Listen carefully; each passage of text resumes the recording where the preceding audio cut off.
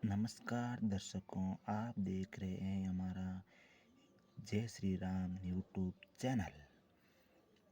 राम से बड़ा राम का नाम। प्राचीन मान्यताओं के अनुसार श्री राम दरबार में हनुमान जी महाराज श्री राम की सेवा में इतने तन्मय हो गए कि गुरु वशिष्ठ के आने का उनको ध्यान ही नहीं रहा। सभी ने उनका खड़े होकर स्वागत किया, पर हनुमान जी नहीं कर पाए। वशिष्ठ जी ने श्री राम से कहा कि राम, गुरु का बड़े दरबार में अभिवादन नहीं करने पर क्या सजा होनी चाहिए? श्री राम ने कहा, गुरुवर आप ही बताइए।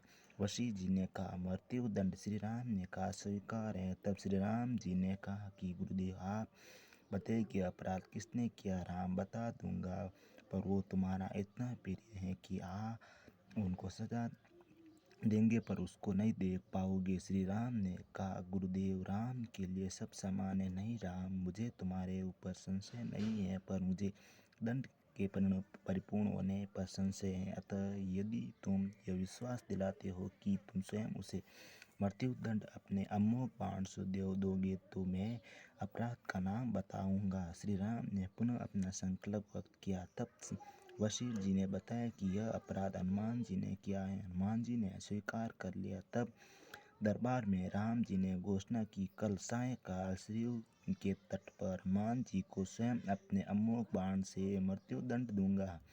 हनुमान जी के घर जाने पर उदासी की अवस्था में माता अंजनी ने देखा तो चकित रह गई और कहा कि मेरा लाल महावीर अतुलित बल का स्वामी, ज्ञान का भंडार आज इस अवस्था में। माता ने बार बार प्रश्न पूछा, लेकिन हनुमान चुप रहे। तो माता ने अपना दूध का वास्ता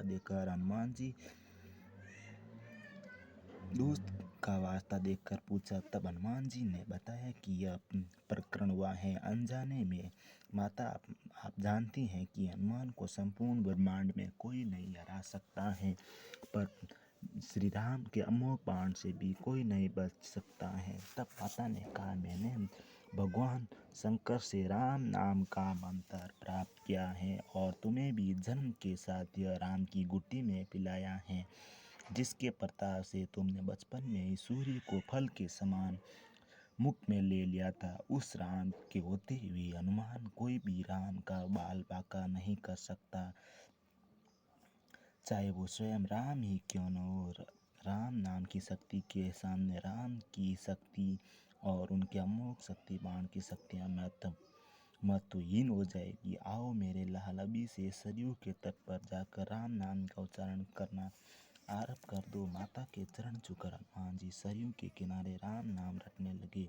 सायंकाल राम अपने संपूर्ण दरबार सहित सरयू तट आए और सबको कौतूहल था कि यह राम हनुमान को सजा नहीं दे पाएंगे। पर जब श्री राम ने राम बाण अपने महान शक्तिधारी अमोघ शक्ति बाण चलाए, पर हनुमान जी के ऊपर उनका कोई असर नहीं हुआ। तो गुरु वशिष्ठ ने शंका जताई कि राम, तुम अपनी पूर्ण निष्ठा से बाणों का प्रयोग नहीं कर रहे हो। तब श्री राम ने कहा, गुरुदेव, मैं गुरु के प्रति अपराध की सजा देने को अपने बाण चला रहा हूँ, उसमें किसी भी प्रकार की चतुराई करने में कैसे कर सकता हूँ? तो तुम्हारे बाण अपना कार्य स्वयं कर रहे हैं। तब श्री राम ने कहा, गुरुदेव, हम हनुमान राम राम की अखंड रट लगाए हुए हैं। मेरे शक्तियों का अस्तित्व राम नाम के प्रताप के समक्ष महत्वहीन हो रहा है।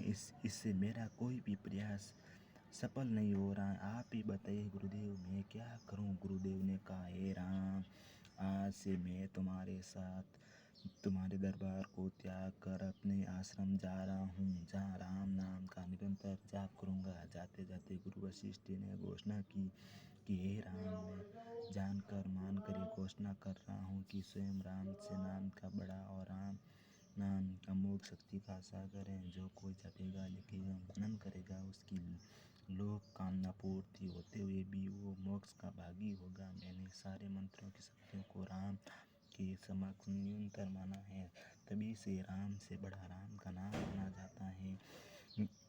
तुम पत्थर भी तैर जा जिन पर प्रभु श्री का नाम लिखा होता है, और जिसके ऊपर प्रभु श्री का हाथ हो वो भवसागर से पार हो जाता है। बोले सिया राम रामचंद्र भगवान की जय।